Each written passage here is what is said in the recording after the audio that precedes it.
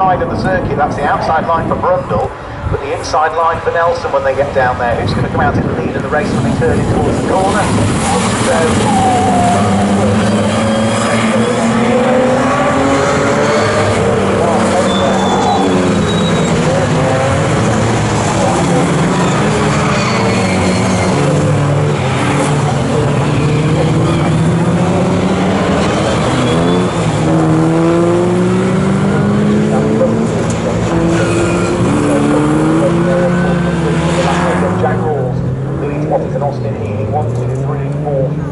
At this stage, I think Healy's in the top 5.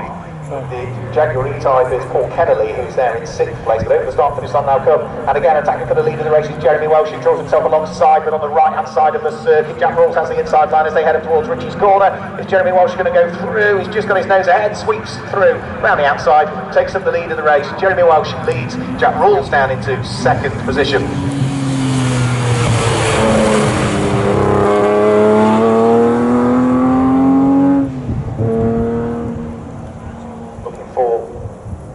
Battles that are just coming through. I'm just wondering whether we might have lost a car on this first lap. No, I think they're all safely through there, all safely through.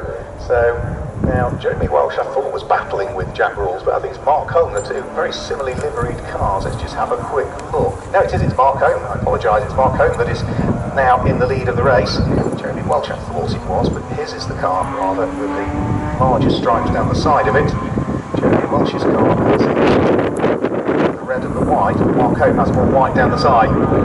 So, apologies, I made my notes there. So it is Mark Holm that has the lead of the race. It is Jack Rawls that is in 2nd position. Jeremy Welsh is in 3rd place. Without question, 4th position is the fast starting James Haxton. So James Haxton is sitting there in 4th place. Started 6th and has managed to gain a couple of places. The loser on that lap looks as though the loser on that lap is Rob Cull, who is from 13th down to 20th position on the TR3A, and the big gainer on that position was a couple of 4 places gained for car number 122, which is Jerry Buggy, very much teamed in a brown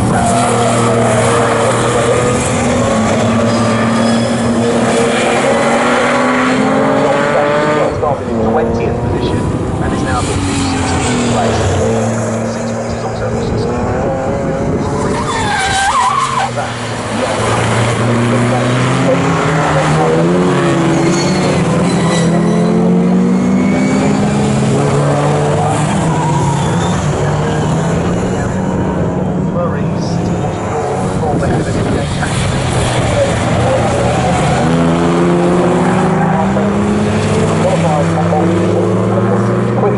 Anybody else who qualified this morning goes through and leads the race. Jack Rawls under attack from Jeremy Welsh, who joins him side by side, but to driver's left for Jack Rawls. Jack Rawls still managed to take this car ahead of Jeremy Welsh as they go through Richie's corner. Is Jeremy Welsh going to try and fight back on the exit? Yes, he is. And the two of them are now side by side in towards the braking area. Red roofs. Not quite pick out which one is which. Right, Jack Rawls is holding onto it, so he has now the cars reappear over the top of the crash barriers.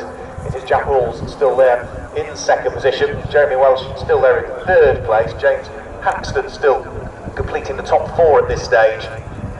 Along the straight and in towards the left-hander at Agostini. All of this is just allowing Mark Holm to pull away in the lead of the race. After 2 laps of racing, he now leads by almost 3 seconds from the pack that sit behind. It's all the Class 6 cars that are out front. Class 6 is for cars between 2,751 and 3.6 litres. So it's based on energy capacity. So it's Class 6 cars occupying the first 5 places. A Class 8 car that's there in 6th position, which is car 261. That's a little Lotus of Bernardo Hartog's. So he will run in what is in reality the invitation class. And another class leader is there in 7th place, that's number 33, that's there in 7th position, which is Paul Kennelly at the wheel of the Jaguar E-Type. So he is there in 7th place, and 8th place at this stage is another class leader.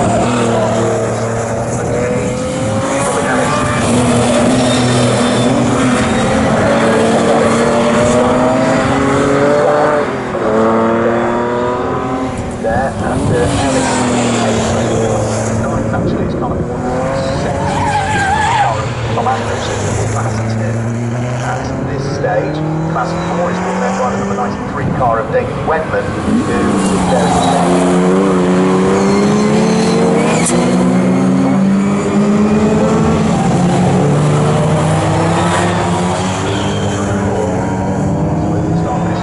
Goes on race leader. Mark Hope leads the race.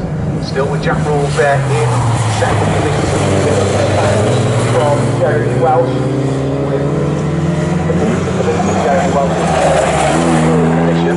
Still within touching distance there with Jack Rawls. And two of them were separated by just 2/10 of a second as they went over the start finish line. Of the top 10 and just beyond. Fight going on between Jerry Buggy in 11th position. Queuing up behind him. In fact, there goes Jerry Buggy now. The wheel of the Cowboy Rod over right.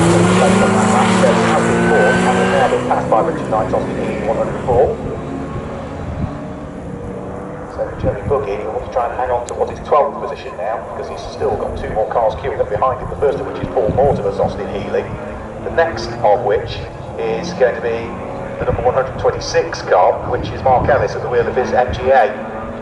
So, some good little fights going on through the order. Another good little fight going on for 8th, 9th and 10th at the moment. Number 75, Robin Ellis at the wheel of his Lotus Elite, is just managing to fend off the Elva Courier on Tom Andrew. And Tom Andrew is having to attack and defend at the same time, because he's got right behind him number 93, which is the Morgan of David Wenman. So, good little fights no matter where you look in the early stages of this combined Equipe pre-63 and pre-50 race. Marco, last time through, stretched the lead advantage to the tune of another 0.7 of a second.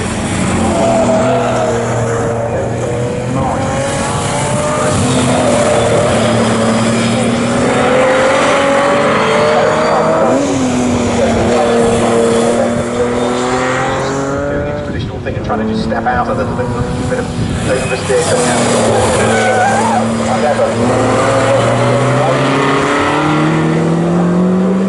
Together again, coming in towards the braking area for Murray's. This is lap number 4 that's about to be completed. Marco still continuing to lead the race, having taken it.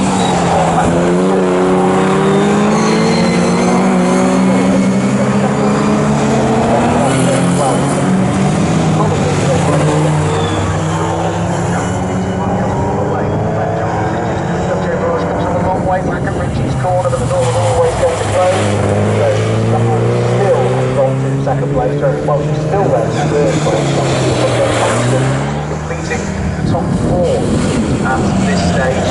However, we might now have a change from 5th and 6th position, have we? Yes, we have. Bernardo Hartogs at the wheel of the somewhat diminutive Lotus goes through and not only grabs 5th position from Richard Hewell Evans, but also boxing the fastest lap of the race.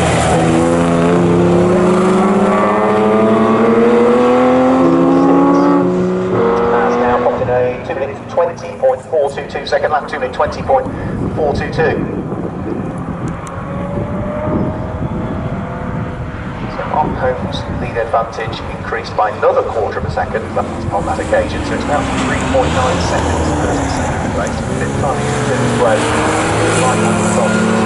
That's really has managed to put another comment between himself and Jeremy Welsh's Austin Healy, who still sits there in 3rd place and is still driving as hard as he can to try and hang on to the coattails of Jack Rawls, but for the moment has just dropped away to the tune of another further 1/10 of a second.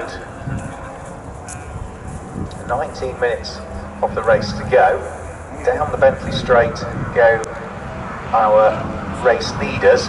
Mark Home not really under any pressure at all from Jack Rawls.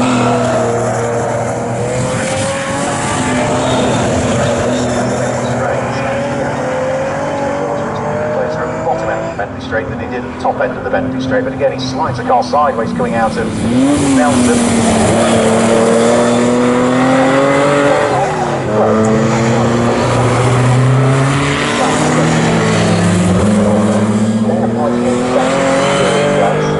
Distant 4th place now for James Haxton, only now does he appear into view, the red Healy 3000 but with its silver roof.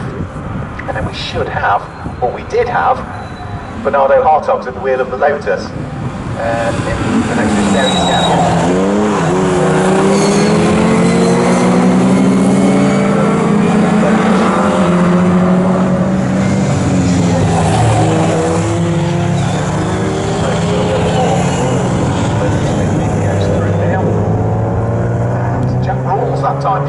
the fastest lap of the race. So 2 minutes 19.914 from Jack Rawls.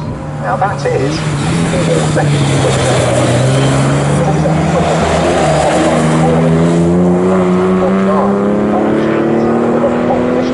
the time has just been popped in.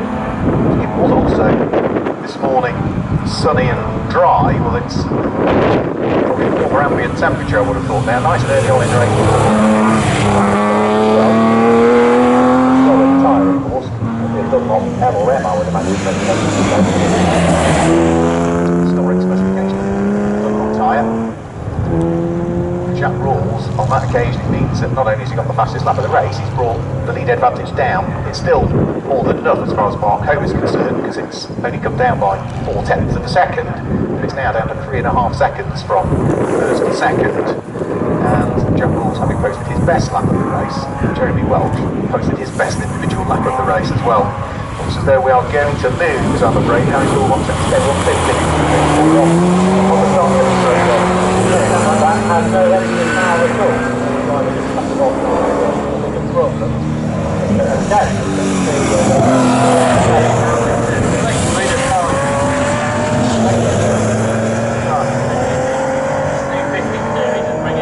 Prototype, a nice extra to the Equipe family for this weekend. Yes, and it's always nice, you know, when you look at the manufacturers that, in the case of Lincoln,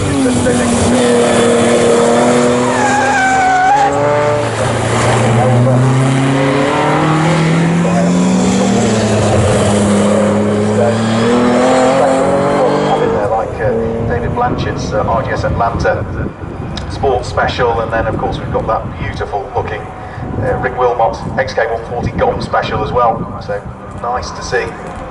Good mixture of cars coming into this one. Over the start finish line goes our race leader, followed by Jack Rawls, still under attack from Jeremy Welch. Traffic up the road as well, dealing with it.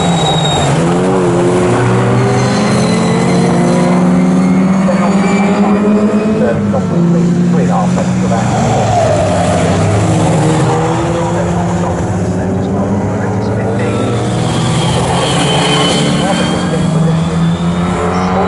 Quicker than the next car up the road, which will be number 25 Austin Healey of James Haxton.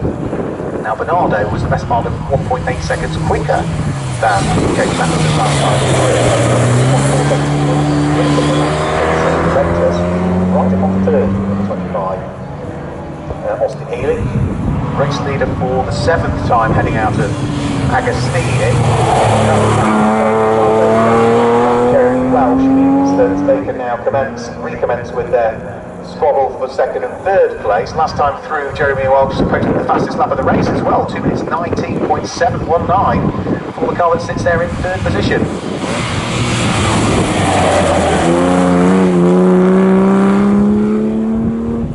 So that means that it's just 0.4 of a second. 2nd to 3rd.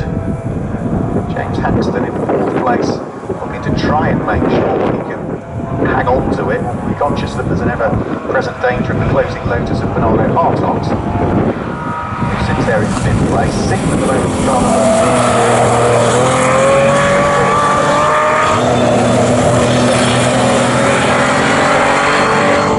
8th place is 93, which is the Auburn David Whitman. 9th place is 75, which is going to be the car of Robin Allen, looking to the top 10 at this stage. Top 10. 104. So race leader takes the start finish line. Mark Hope.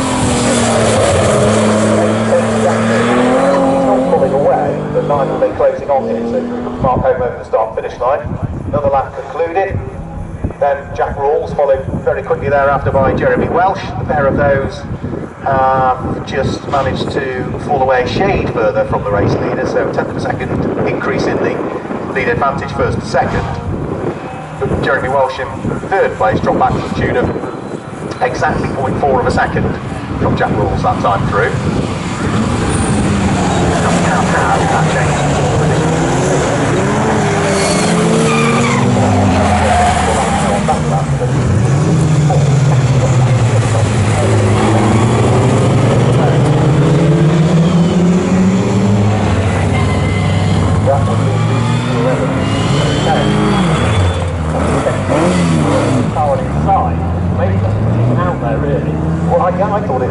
out for looking at the actual photograph. It was exactly that's the two. I mean, that's the picture from this morning. So whether steady smoke now, I wonder if it's on the side of the mechanics great a great deal of good on the Healy, I shouldn't imagine. No, not at all. No, not at all. I wouldn't have thought. Changing the order there as well, because Paul Kennelly's Jaguar E-Type has managed to now move up into 6th position as a result of problems for others. Up to 7th now comes number 75 as well. So Robin Ellis doing great things at the wheel of the Lotus. A lead 4 places again. Four more from that's actually a bit off. So dive up through the order from here. So,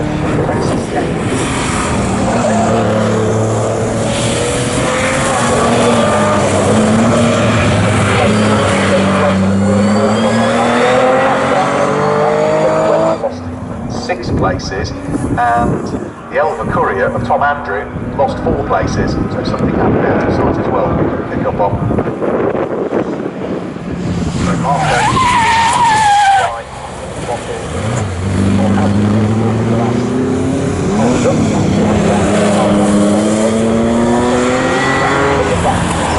always hovering around that. It's up to sort of 3.7 almost now, but lap after lap it just keeps bouncing around. There goes Marco to start for this line. Lap time from him is a woman in 21, whereas it's from Jack Rawls' woman in 20.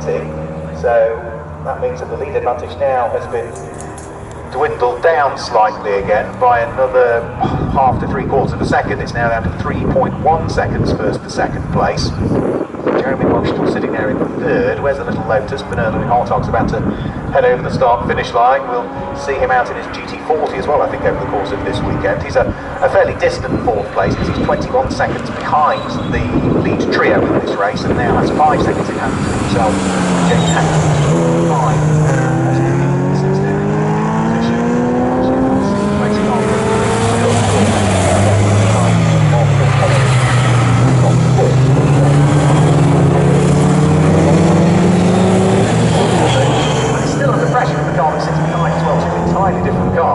Lotus Elite of Robin Ellis, still keeping the Jaguar E-Type of Paul Kennelly on it.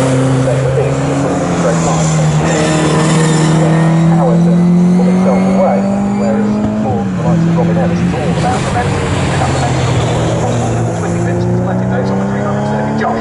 At the start of the race, Richard Hewell Evans bumped into the back of a car down at the hairpin, and it's punctured the radiator, and as the race went on, the car overheated, and now it's dropping fluid all over the pit lane. Ah, right, okay. Now I'm going to put 2 and 2 together here, and I'm hoping I get 4. I don't recall seeing the big dint in the back of Jeremy Welsh's Austin at the beginning of the race.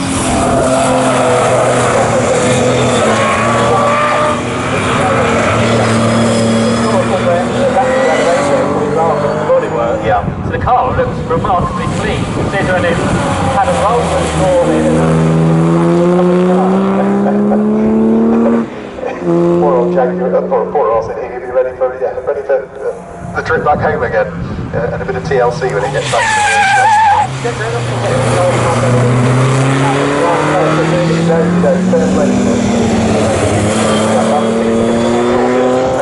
classic engineering down there, so very accomplished with these types of cars. So through goes our race leader. Gap first and second, I think, has come down again on that lap, and it has. It's come down by another 0.9 of a second, so it's down to 2.2 seconds now, as Jack Rawls, with 8.5 minutes to go, really starts to try and push as hard as he can.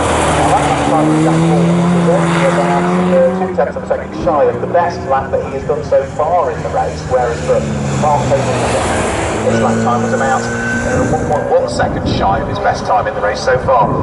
Josh? Tyres and brakes not going off too much for him yet? Not for Jack Rawls just as yet, but maybe for Mark Hope they are, or maybe Jack Rawls is just pushing as hard as he possibly can. So one for doing those few laps less in qualifying may help then for this race. Makes you wonder. So he said that he ended up P3, just parked the car after 2 laps down. Right, Chris that he got on the inside line. He want to push the second line to stop.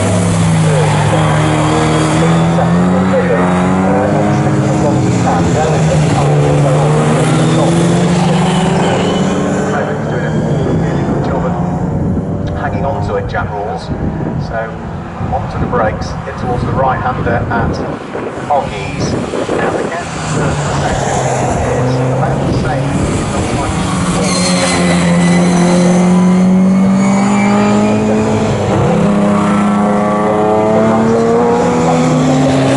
In terms of daylight between them, Bernardo Hartog's a fairly distant fourth position at this stage at the wheel of the Lotus. Fifth place is James Haxton's Boston Healy, the number 25 car, and James Haxton sixth at the moment. But it's still Robin Ellis.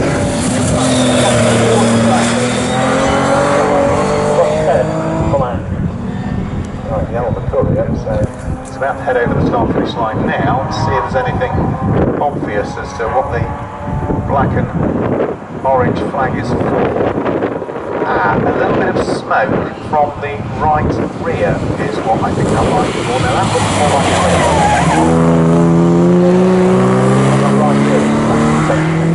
so the mechanical warning flag is the black flag literally it means that there's a mechanical issue with the car for which the driver might not be aware, so it brings it to your attention, but equally as much it means you've got 3 laps to come in and get whatever the cause for concern is checked by the scrutineers. If they're happy with it, they'll send you back out. If they're not happy with it, you either have 2 choices: you retire from the race or fix it. And only once they are happy with the fix will they release you. So top 3 over the start finish line. Mark Home that time through pops in his best individual lap of the race. It's not that far away from the overall fastest lap of the race. It's only 80 thousandths of a second shy of that. But for Mark Home, sort of picking up the pace now, probably because he realises that Jack Wolf's in second place was beginning to close in. Jamie Welch in third position is just shot further away. Bernardo Hartog, we know, is very much on his own in fourth place. He's 27.5 seconds behind the trio. Now 6 seconds in the road from James Haxton's car. How's the Squabble Jaguar E-Time to notice a lead going like he was for at the moment? Still just about ahead of the moment. How's the shuffle on this lap? Robin Ellis has managed to unlock the door and now gone through to take up the position. 75 seconds lead now.